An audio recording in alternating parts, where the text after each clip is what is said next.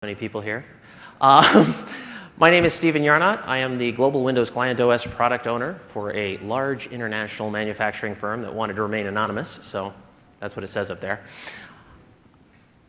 This is the incorporating BG-info into your build process during Microsoft Deployment Toolkit. I'm not going to be selling you anything. There's absolutely no products that I'm going to say, hey, go buy this. I'm going to talk about how to actually add a little bbit of value using some existing tools that are free, the Solution Accelerator, Microsoft Deployment Toolkit, and BG-info, a tool from sysinternals, Mark Rusinovich and Bryce Cogswell, excellent tool. And just a couple of different things you can do during the build process to actually add a little bit of value. Now, in order to understand why I would say this would add value, you kind of have to understand my perspective. My company, the large international manufacturing firm that wants to remain anonymous, is a very large company. Now, we're not the largest company in the world, but we have over 100,000 computers to deal with, and they are not in just one place. They are distributed all the way out throughout the world. And the primary concern of our company is not computers.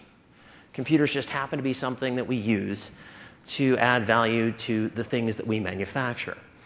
And so one of the problems I have to deal with as the guy who builds the build process is I have to contend with language issues.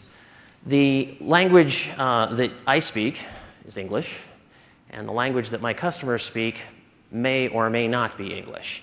And so my customers, the build technicians, the IT support folks of the world are varied and different. And so one of the things that I've put in is the Modena progress indicators. This was introduced back in April of 2010 during a build of MDT 2010 Service Pack 1 called Modena. And it'll address the major milestones of the build. Now, this is my particular customized version of it. It goes through 5 phases: prepare, setup, configure, or prepare, image, setup, configure, and restore. The ones it uses by default that come with the MDT today are slightly different. But I decided to simplify them because of that language issue. I wanted it to be down to just single words. Because when the guy you're speaking to on the other end of the phone does not speak your language, and really the only thing you can get out of him is what color the screen is, then it's really kind of hard to troubleshoot and get the kind of detail you would need. And so having the major milestones available, you can at least get close with this kind of information. So the way you do this is in the MDT on your build server. So here is my build server, and we have my build process. And inside of my build process, I have a task sequence that takes a very long time to come up because of my lovely slow laptop. But at each point in the staged build, you have a call out to the build technician information. And you quite literally call out, execute BG-info, and give it a step background and a step BGI file that then updates the background to tell you where you're at. My particular case, I'm using the old style, the 2010 style of the BG-info, where it was only available for 32-bit. They didn't have the 64-bit one. However, if you use it, you can use the 32-bit one on a full-fledged 64-bit OS because of virtualization. The only place you have a problem with is the PE boot. But if you have the current version of Windows PE and the current version of MDT, you can actually boot a 32-bit PE and build a 64-bit OS. So it doesn't really cause a problem. So each step looks something like this. I'll actually give you a better detail on the presentation slide. The reason you would do this is for the communication to your build technicians. And again, like I said, you deal with language issues. And sometimes it's not just, I speak English and they speak Japanese. Sometimes it's as simple as I speak IT and he speaks manager. And so that simple language barrier can prevent you from getting to the crux of the problem. The real problem is this didn't happen, or hey, somebody tripped over the network cable while it was building, or it can be as simple as that. But without that level of detail, you will wind up troubleshooting, and it becomes painful for both you and the end user. I mean, it's not a good experience for them either.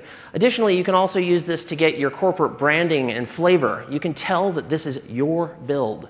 This is not a build that you got directly from the hardware vendor. It's not Dell, it's not HP, it's not Lenovo. It's your company's build. You know that for a fact. And that way you know what settings to expect by default. We know we don't install that piece of shareware on our machines. And so that's not there. It's our build. And so it's a quick and dirty way to tell, hey, this is one of ours. And of course, you can shorten your help desk calls. The other thing you'd want to do with BGInfo is have that key information available when they call the help desk. You ever had the experience where you're talking to an end customer and you're saying, well, okay, so launch ipconfig and tell me what it says. Okay, Windows key R, I, P as in Paul, C as in Charlie, Windows key R. And so you get that kind of very long, drawn-out process, just trying to extract the important information from the end user, and they're getting frustrated. So that's why we would want to do this. The progress indicators themselves, they were introduced back, like I said, with Modena. As of MDT 2012, the release candidate 1, they actually have recompiled the BGInfo to include a 64-bit version of BGInfo. So it is actually available in the 64-bit Windows PE.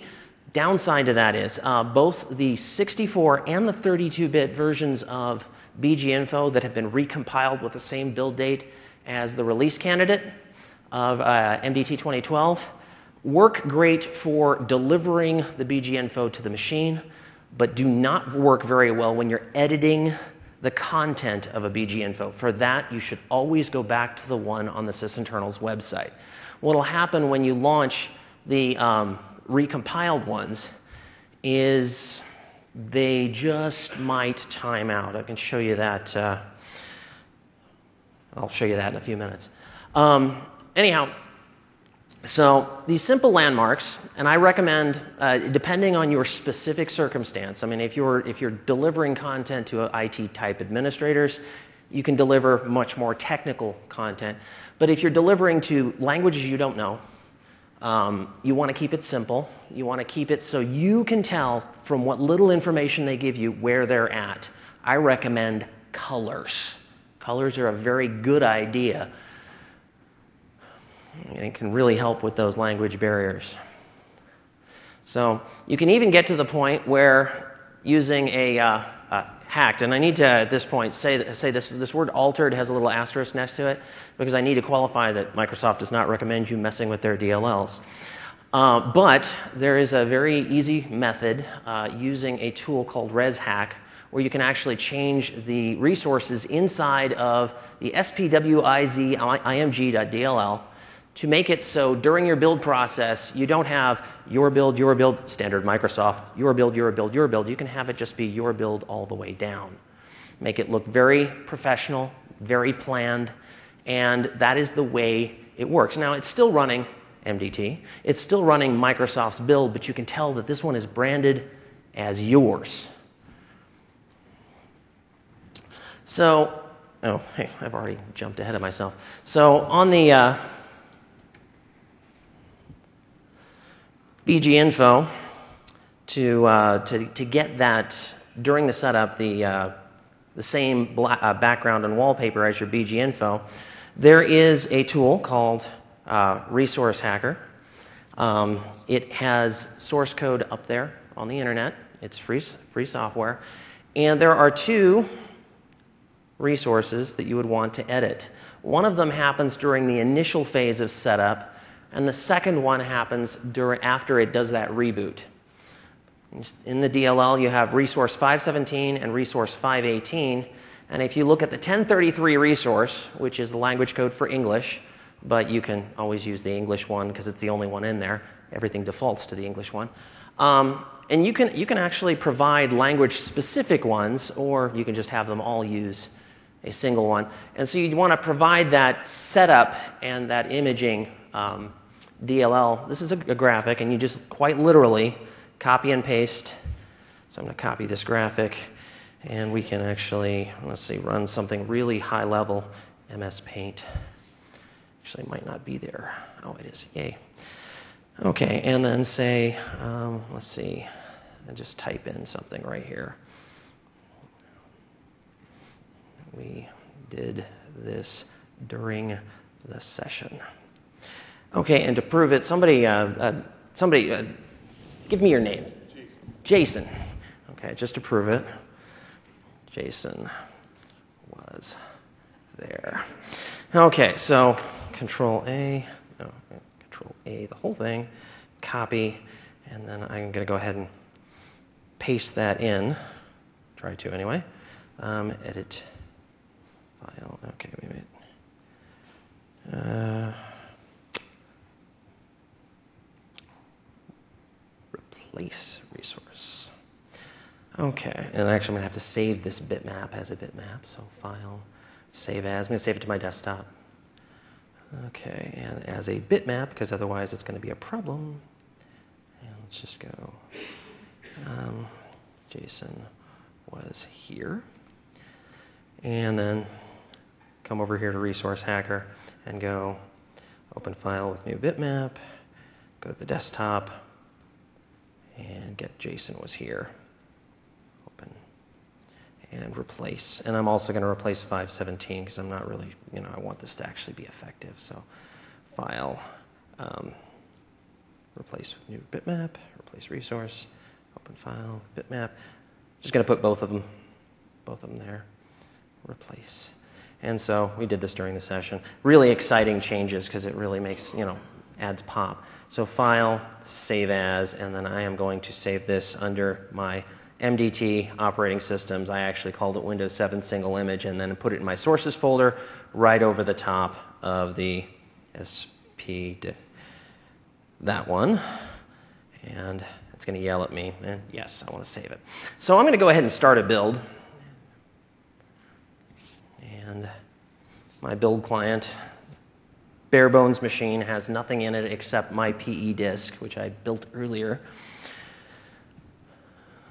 for concerns of time. It boots into Windows PE with my special custom wallpaper, another thing you can do. Obviously, where I work, I don't use the MMS one. I use something that's a little more, large international manufacturing firm flavor. But I took the time to actually brand this as if it was an MMS-branded build process. So it starts up the bootstrap. In this particular case, I am using a 64-bit PE and a 64-bit Windows 7 install. And super fast because it's on this incredibly speedy laptop. Actually, it's not a bad laptop. It's just I'm asking it to do way too much right now.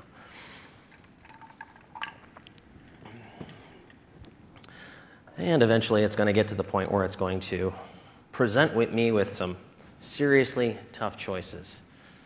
3, I think. And none of them are tough, but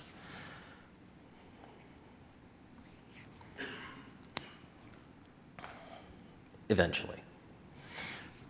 So Jason, how's MMS going for you?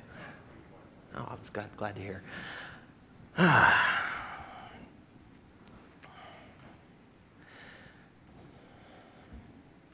Yeah, it's going great for me.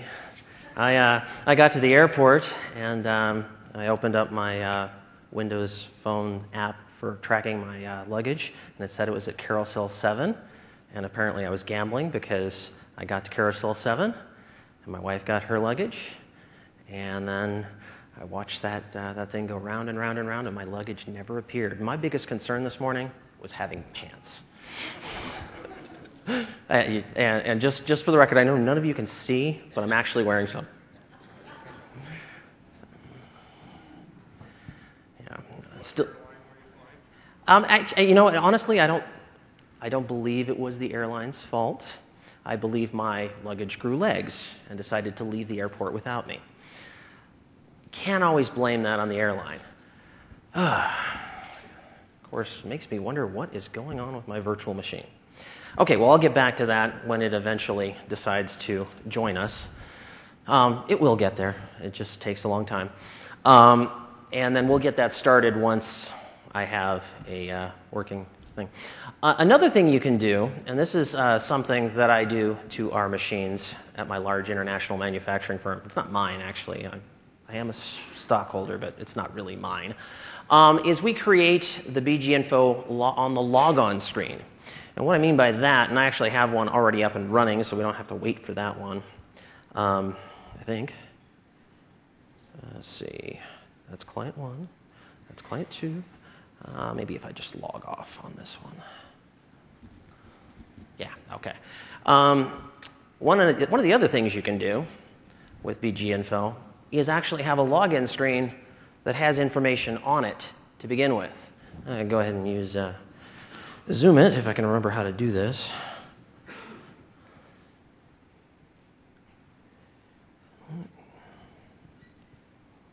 And so you actually have basic information about the machine right there on the login screen. This can be really useful when you're just trying to take quick inventory. One of the things my company does is it puts these lovely little stickers. I know you can't really read this from here, but there's a sticker that tells you all about the machine information right there. The problem is when you need that information, you can't see it because it's on the far side of the screen. And so, you get these people, they have their machines in docking stations, and it's like, okay, what's your service tag? And they're like, I don't know. But if it's right there on the background, it's very easy for them to go ahead and get that information out to you. Let's see if that other demonstration is up and running yet. Oh, lovely. I'm having networking issues. Yes. Okay. So that's always fun. So in order to do that, to construct that BG info on the login screen, it's a pretty simple process. Oh, there, I've got a nice screenshot of it there too. First you have to design it. You have to decide, hey, what actually is necessary for me to do this? What do I want on it? Then you put the source files on the MDT share, and then during the task sequence, there's 4 steps you got to do. You use BG info to create the bitmap. You have to convert that bitmap into a JPEG, and then you put the JPEG in the right location, and then you create a registry entry that makes sure it uses that JPEG. I've got all of this detail in the slide deck, and it'll be available. Obviously, you want to design the wallpaper, and I have some basic recommendations on that. Obviously, you want to play with BG info. In this particular case, when you're doing the design, make sure you're using the BG info that you download from sysinternals. The current one has a date of, I think, April 10th or April of 2010. Maybe it's October 2010, but either way, it's dated back in 2010, and that was the last time that sysinternals published an update to it. The two that appear in the current version of MDT, don't play nice when you're trying to tweak the settings, and it crashes a lot. They play nice just fine when you're trying to implement a new BG info, but when you're trying to design it, you really want the much more stable ones that are fully regression tested up on sysinternals. You select what picture you want to use as the base. This is what your machines are going to be branded like. In my particular case, I'm using the water splashdown coming from above that was used during the beta of Windows 7. I've always found that kind of pretty, and so use that one for my example. And then, of course, there's certain areas you want to avoid. If you look at your basic login screen, you've got some areas that are already in use. Down in the lower left-hand side of the screen, you have the accessibility stuff. So, okay, try that again. Control 1. So you've got this stuff going on in the lower right or left-hand side. In the lower right-hand side, when you have the Control-Alt-Delete going on, That's where the shutdown dialog is, so you don't want to be putting stuff there. You've got the Windows SKU down at the bottom middle, and the Control-Alt-Delete in the middle. Sometimes there's even stuff in the upper left-hand corner. So that really kind of leaves you with one place that is actually valid. Has this one? Lovely. I'm going to restart this thing. Got networking problems in my own little mini network, making one of my demonstrations hard to do. That just gets created once during the creation and it never. Right, and this you're making a great shill, Jason. Thank you. So obviously you want to avoid anything that changes. IP address, your location, the amount of free space.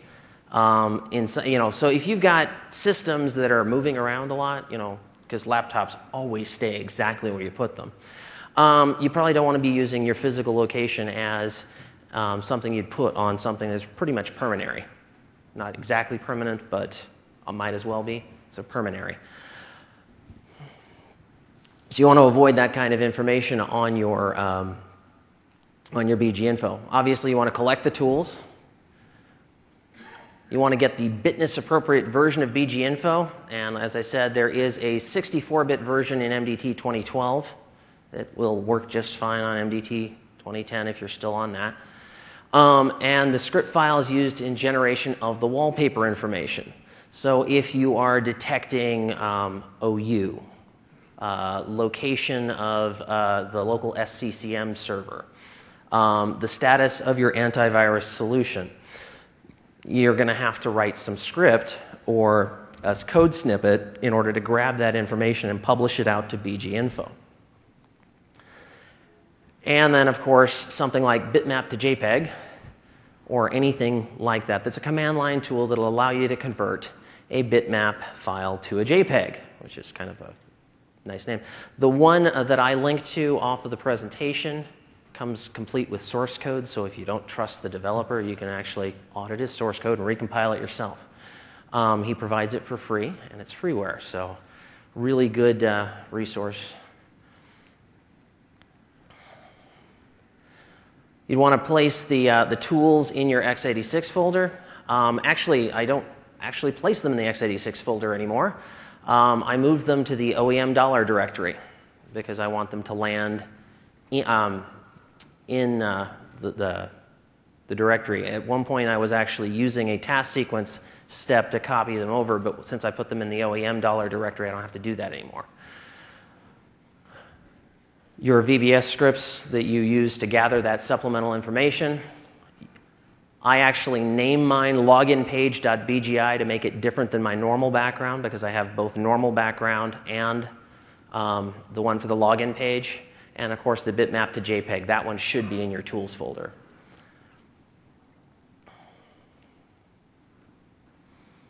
And so this is what the first task sequence looks like.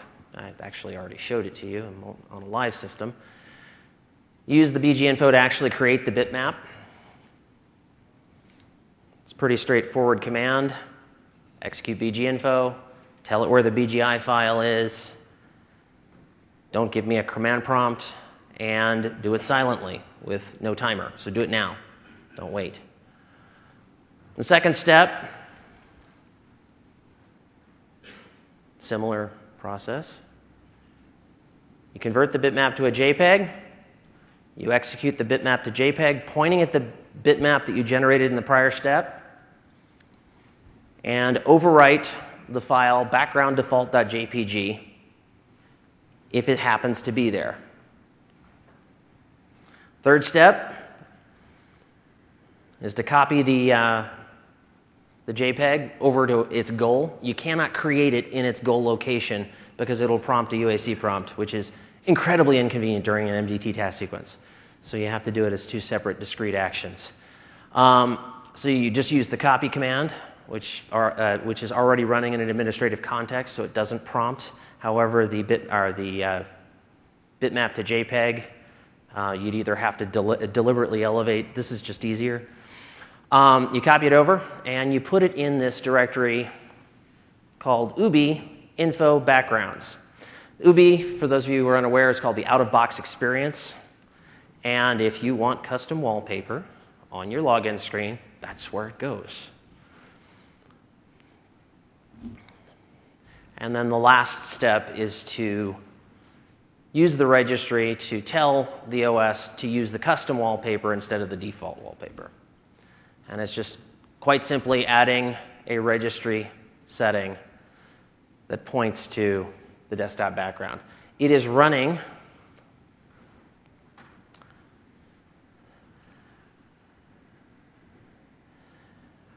as a administrator at this point in time, and so it has an impact on all users during the build. I do have some recommendations. Do it after the domain join, because then you can actually reference the domain.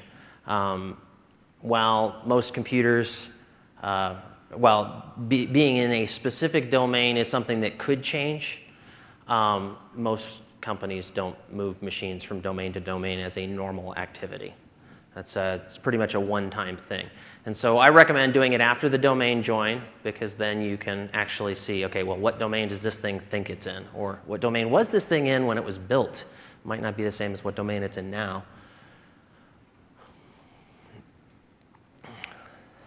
Keep the information down to just the bare minimum. Again, you're not reading your customer the riot act. You're just saying, hey, here's some basic information about this machine. Model number. How much memory it has, unless that's likely to change. Maybe the MAC address, if that's a way you keep track of things. And its service tag, which is, or asset tag, depending on which brand you use, the serial number of the machine, which, unless you're replacing the motherboard on a physical device, is not likely to change. Wow, I just said all of these things. Obviously, there's some areas for improvement. Right now, like I said, I'm using the 32-bit one exclusively in my production build process. A way you could use the bitness-specific version would be to take a statement like this, where I'm actually directly referencing one, create a variable, say call it bit, based on your bitness value, and use it and replace it like that. So right there, you just replace that piece of code and use replaceable parameters within your script. I didn't have that completely working before it was time for my slide deck to be done, so I didn't implement that in my samples. And then, of course, another thing that you can do is a lot of the hardware comes with different default bit depths. The native display bit depth of your typical 17-inch laptop is not the same as your native bit depth of your 13-inch laptop. And it is possible to actually have multiple bit depth backgrounds in that folder, one for each default, or you can have it detect the bitness depth and generate only the correct one. The one that I've got it currently doing is the default that Microsoft uses when the bit depth is unknown, or if there's only one, it's going to use the only one. Kind of the Highlander mentality. Let's see if my thing is talking to the domain. It is not. So just what I need. Okay, why do we have sadness in my sample domain causing me pain during a demonstration?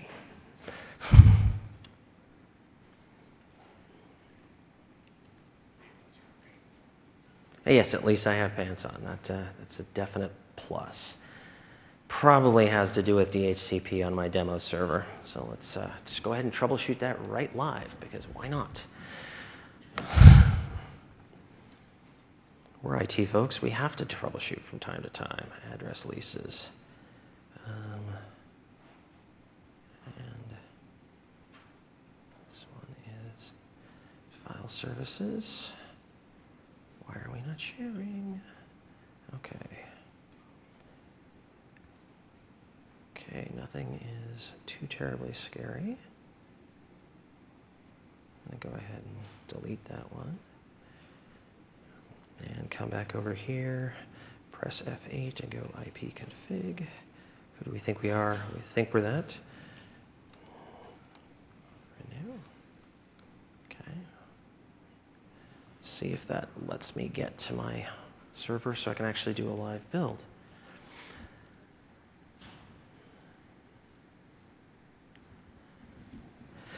Okay, going back and proceeding without that for now. Okay, so the default user wallpaper, this is the way, this is similar to the one that I deliver at the place I work at, provides a lot more information. And the main problem that you will have with this one is not the technical implementation. The technical implementation part is easy. The main problem you'll have with this one is, anybody got a guess on this? What's going to happen? You're going to deploy this and they're going to complain. Absolutely they're going to complain because it's the worst thing ever. You destroyed my picture of my kids. I can't set my own background. Well, yes, you can, actually. And so there's all kinds of information you can provide, but the problem tends to wind up becoming a social one. It's IT changed my desktop, keywords being my in that phrase. You have people who work in shop areas in a manufacturing firm, and if their job is to take a widget and apply it to a doohickey using a hyperspanner, the manager or the foreman will hand the worker that hyperspanner and say, this is what you use to apply the widget to the doohickey. At what point is it okay for that worker to go off to the weld shop and adjust the size of the hyperspanner because it's the wrong size?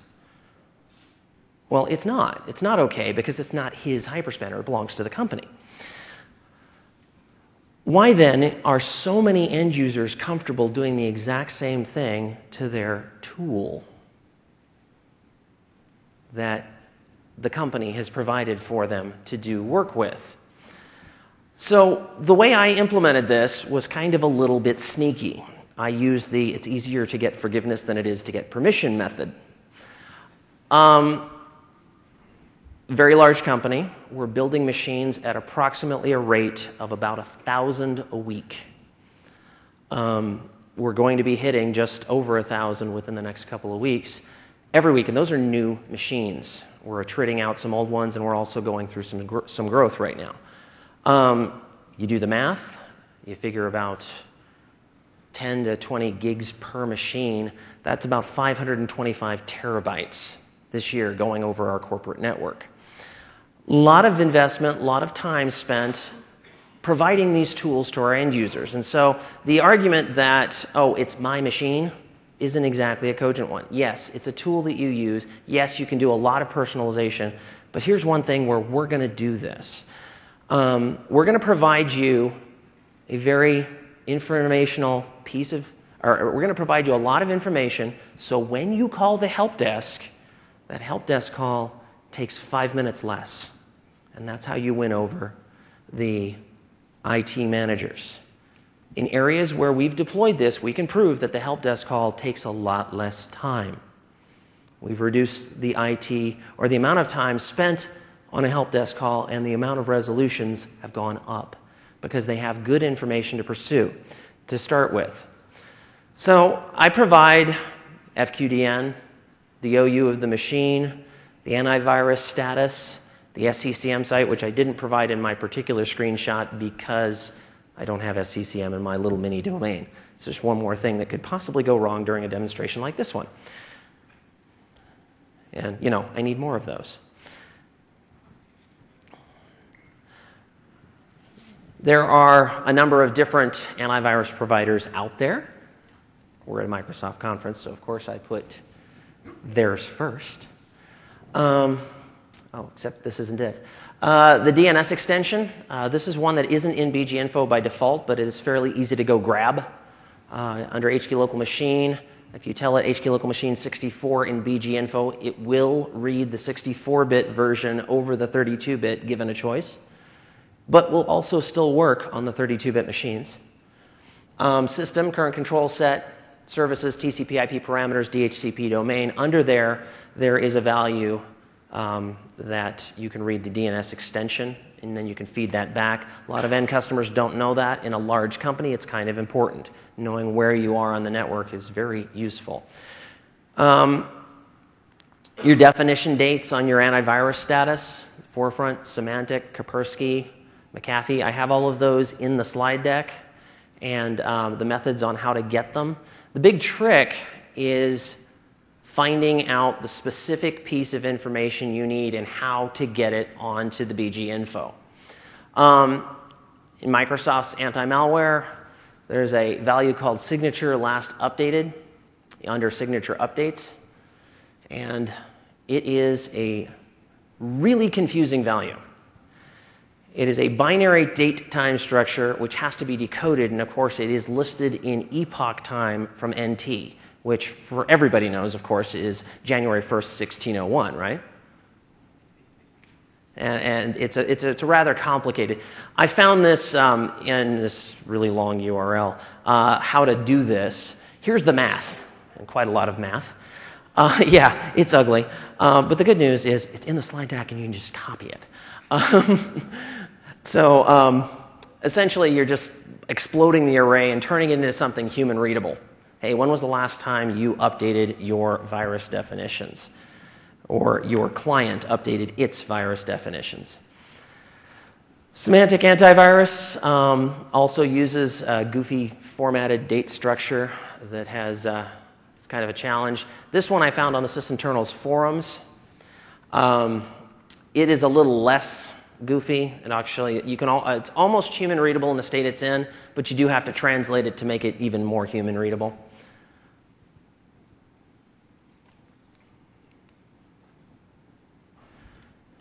And McAfee antivirus, it has theirs is like really odd. It's a formatted date string, and you can just pull the value straight back and just show it to the user as is.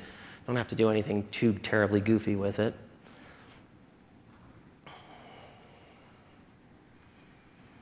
And then Kaspersky, the same thing. They're formatted. If you need one of the other ones, there's a great resource out there. It's called the sysinternals forums. They have answers for these kind of questions. How do I get this particular piece of information onto the screen? To pull back the machine OU does require a few special things. First of all, you have to be on a full-blown Windows OS. You can't do this from Windows PE unless you've injected ADSI onto Windows PE. But oh wait, Windows PE can't be in a domain and therefore can't be in an OU, and therefore it's kind of a meaningless answer. So you'd only want to do this on a live machine. And the person pulling the actual script back has to be logged in. You cannot do this without having a login have occurred. So if you're logged in locally onto the machine and you're asking about the machine's OU, you will get no answer at all. But you can, of course, error trap. You'll get the no answer, though. You can actually error trap for that and say, oh, you're not logged in. So the same technique can also be used to pull back the user OU. You're just looking for a different answer. I'm asking about this machine, or I'm asking about this user. The exact same question, just different information. It's a simple LDAP query. And then I personally find it kind of challenging to read the CN equals DN, CN equals, CN equals. Find it a lot easier to present it the way the user's used to seeing it. Domain /OU/OU/OU/ until you find that down to the level of the OU they're actually in. So I built a little constructor that would then build up the answer in a way consistent with what they're expecting to see.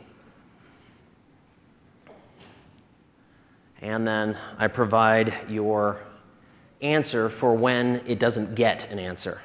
It's like, oh, you must be logged in locally. And then provide the actual string. Kind of important thing to know. If you know how to write VBS,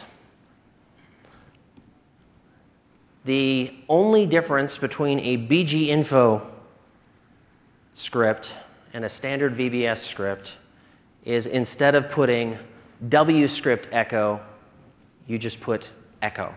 So you get rid of the WScript dot. So you can actually test your scripts on a live system without using it in BGInfo before you deliver it all the way to BGInfo. And then you just strip out the WScript dot.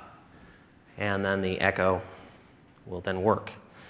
And my demonstration still doesn't want to talk to the server. I'm going to try one of the other clients because this is really not fun. Reset. Let's see if it wants to talk to this one. And if it talks to that one, I'll proceed. Okay.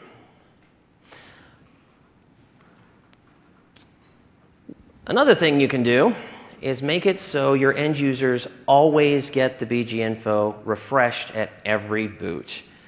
And this is the one where I am going to reset this one and boot back into the default OS because this one's already got it working and I can show you how it works.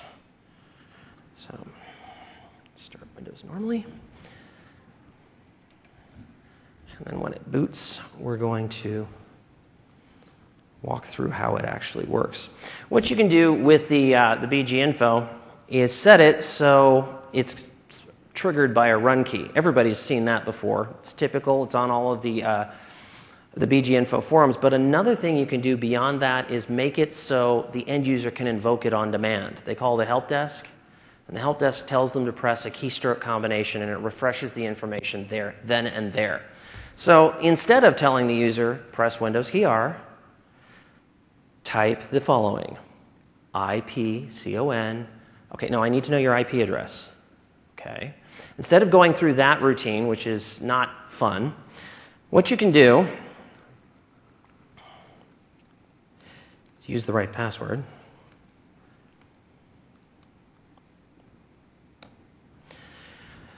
I'm logged into a domain, and the time, according to the computer, is 5:14. The last snapshot time before I started was 3:18, and it's about to change here in a minute. I'm going to go ahead and zoom in while I wait for it.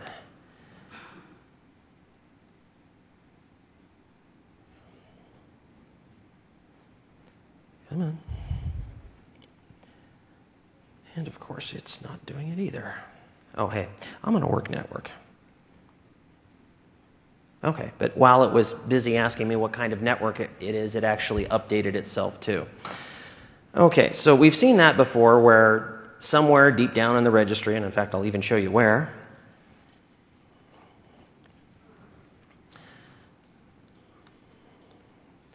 local machine, yeah, you can't navigate it that way, software.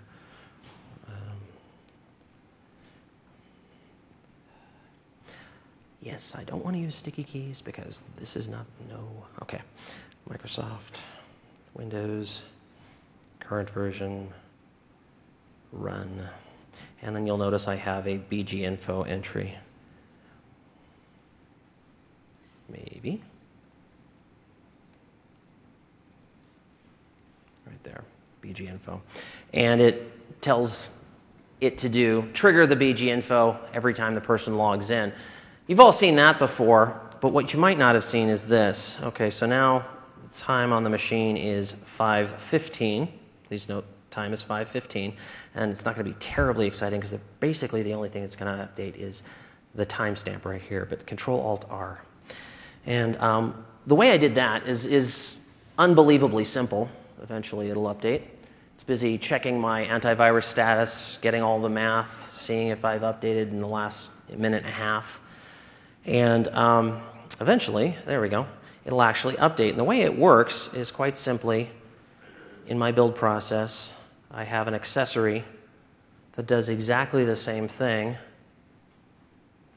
by way of a shortcut. So this is the same information as my registry key. There's a shortcut, and that shortcut has a keystroke combination assigned to it. The simple keystroke combination means that I've told my help desks, hey, when somebody calls and they don't know what their IP address is because they're a laptop and they're on a network that, well, they don't even know where they are, tell them to do a Control-Alt-R, and a moment or two later, they will have updated information on their background.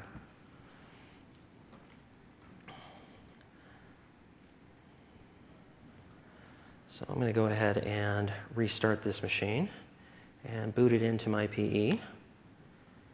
And while that's going, go back to my slide deck.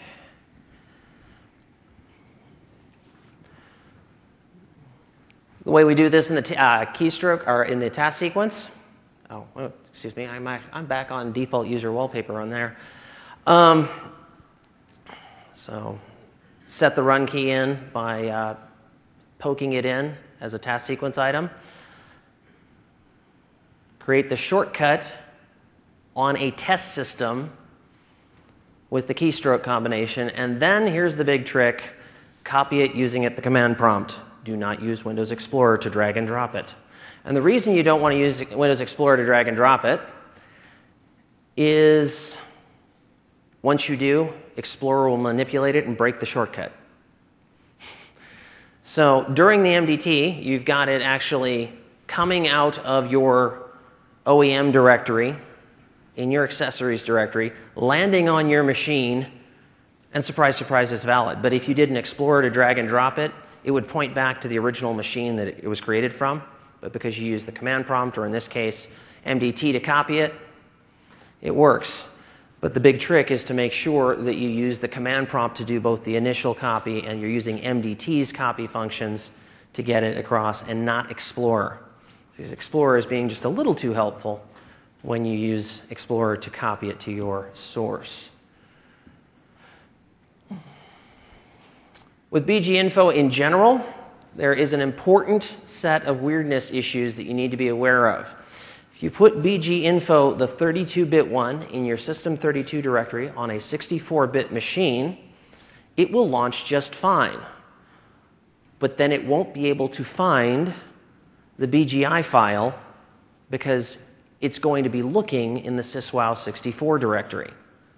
So you have to be very conscious of which version of BGInfo am I using and which OS am I on, and what's going to happen when it launches. If you, for those of you who don't know, 64-bit executable, when it launches, will always look in the System32 directory. A 32-bit executable, when it launches, will, by default, look in the syswow64 directory, which is really kind of strange. When you're launching the 32-bit executable out of the 64-bit directory, it winds up going back and looking in the 32-bit directory for its files. So it's very important to make sure you're conscious of that when you're using it. You do have the 64-bit version of BGInfo. They did call it BGInfo 64, which I kind of find a little awkward because it's just easier if they're always the same name. But it's also important to realize that you cannot edit your BGI files using the newly compiled ones. Just because they have a newer date doesn't necessarily mean they're better. The 64-bit BGInfo is awesome because it allows you to use it during the 64-bit PE, but at the same time, there are some problems associated with it. So there's only certain things you can do with WMI. You can't pull things back that you always want. You sometimes have to construct your strings. And then the domain account access issue. When you're trying to ask a question that involves a login, if you don't have the access to do that at boot time, you can't use it.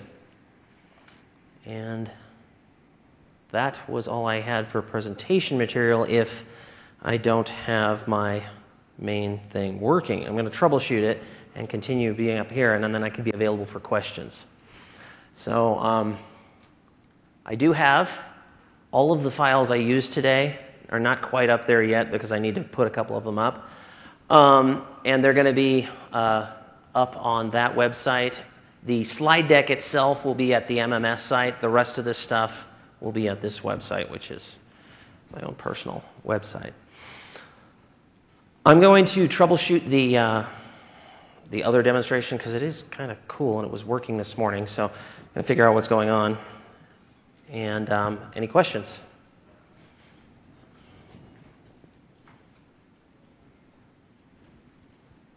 I see people are at least taking pictures of my QR code. Makes me glad I actually generated one.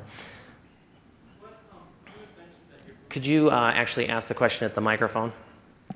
Sorry about that. Oh, sorry. You mentioned that you're booting, when you were booting in WinPE, that you're using WinPE 64 for deploying a 64-bit OS, and I was just wondering if you could talk a little bit about that decision, why you're doing that. Okay. I know it doesn't have much to do with BG Info. Okay, yeah, I know it makes sense. The question is, why am I using a 64-bit PE when we all know 32-bit is more compatible with everything? That's precisely the reason why. If you have a PE that allows you to boot a machine from 8 years ago, the expectation is, well, why can't we install the latest and greatest on this 8-year-old machine?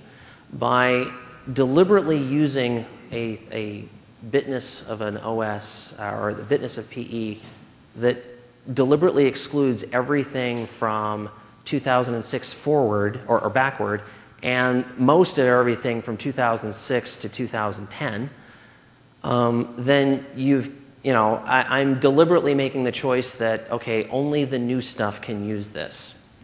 That is a problem that we have in our company, is that people love to hang on to things for 10, 20, 30 years, which is good for a very large machining tool that is used to cut out big pieces of metal, but is really a horrible thing to do to a PC. Because last I checked, a PC from 10 years ago just can't keep up. Ask at the mic, please. Yeah, one of the other things about the 64-bit PE is, don't you have to use the platform-specific media if you're deploying from the actual OEM media? Like, if you're Server 2008 R2, you have to use a 64-bit PE to deploy from the actual OEM media until you capture. The word "have to" is a little bit overtaxed. That's the way it works by default. I will let you know that I was actually deploying both 64 and 32-bit OSs from a 32-bit PE in 2010. So it can be done. I had to hack around some things, and now it's a native piece of MDT 2012. Will allow you to install a different bitness, and the way that works, and I can actually show you that because it's actually working, is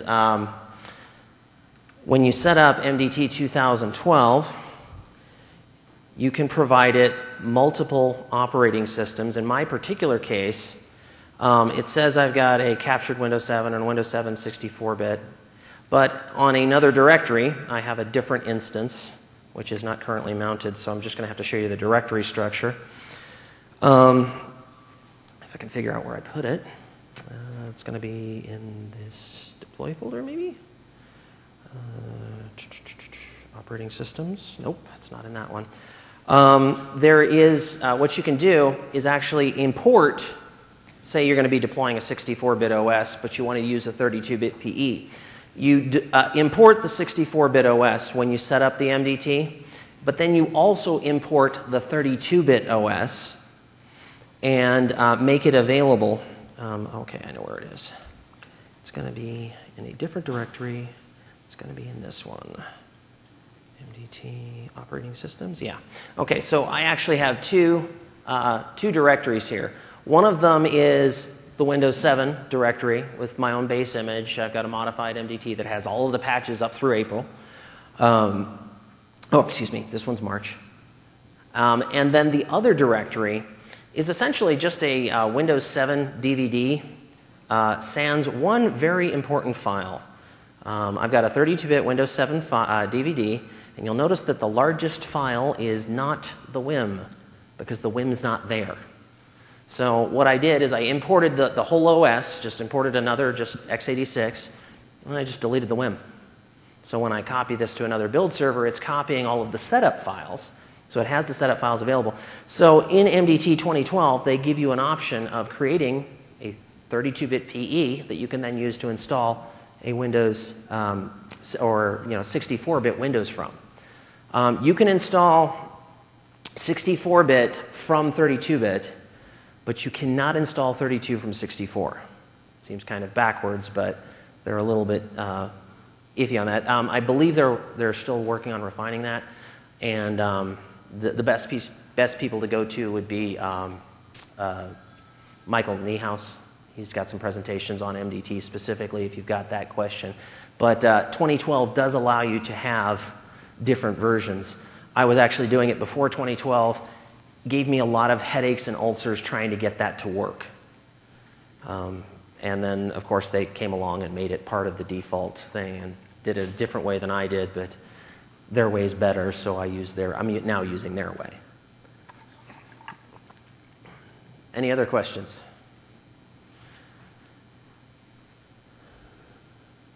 Okay.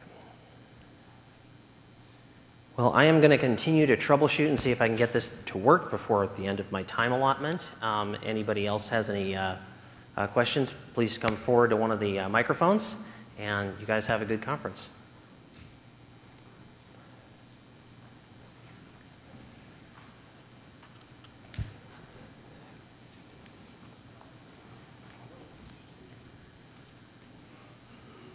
Hey, so I stepped in the middle of this presentation. Could you answer or ask on the microphone, please? There's just a few of us in here. Oh, okay, Yeah, there's not too many people left in the room. There is a party coming up, so I do understand. The 5:30 party. Is it 5:30? Yeah, just about. All right. Get your question out quick. Make the party. Just show me the task sequence real quick that you have, because I walked in the middle of this presentation. Absolutely. I just want to see your configuration. Okay, so I had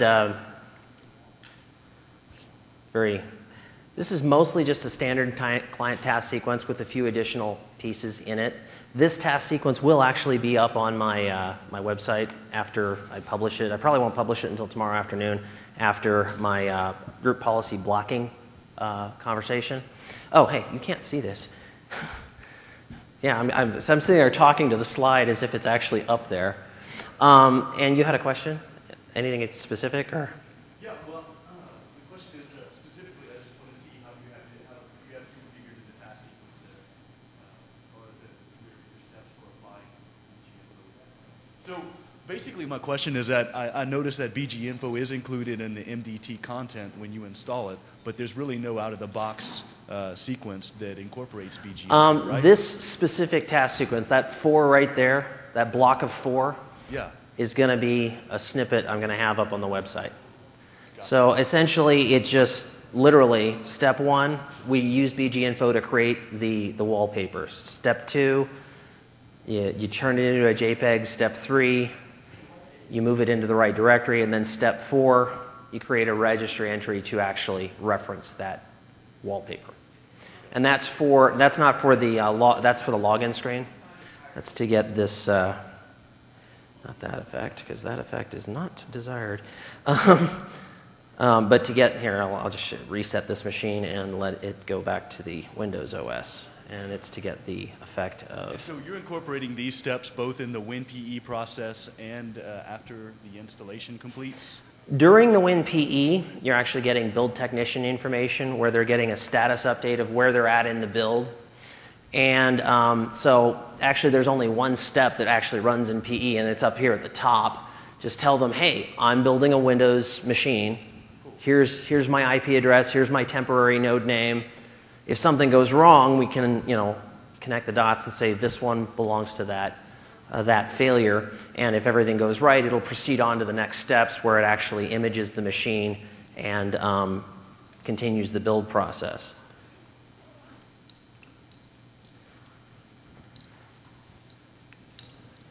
And so it'll continue on. I've got a lot of different little tweaks that we do that are normal tweaks. And that one is for tomorrow's presentation, which hopefully will work better. You mentioned some of those tweaks on your website. Can you provide some clues on them? The tweaks that we do? I don't, but they're very self-explanatory. For example, in fact, they're actually single-step tweaks. I mean, so it's like we're inputting this registry entry, and every single one of them has I'm turning on quick edit. So the description is very clear. Yeah. For the administrator will have quick edit turned on. In our particular case, the network team wanted to deprecate wins in our environment, and we're using the copper nail method, where we're actually killing off wins by every Windows 7 client that we build has Wins turned off. So while we used to have 100,000 Windows XP clients, now that we're starting to really get good traction on our Windows 7 deployment, we're up to 25,000 Windows 7 machines. As those machines come in, Wins is phasing out. So we're setting our class ID in our network stack to Windows 7, so you can so the network guys can tell the difference between the Windows 7 machines and everything else, because they all look the same as far as the network's concerned. Long history buffer. We're setting the history on the default screen buffer to be very long, so that if they bring up a command prompt, they can have really long. And these are a lot of these things are just things I like.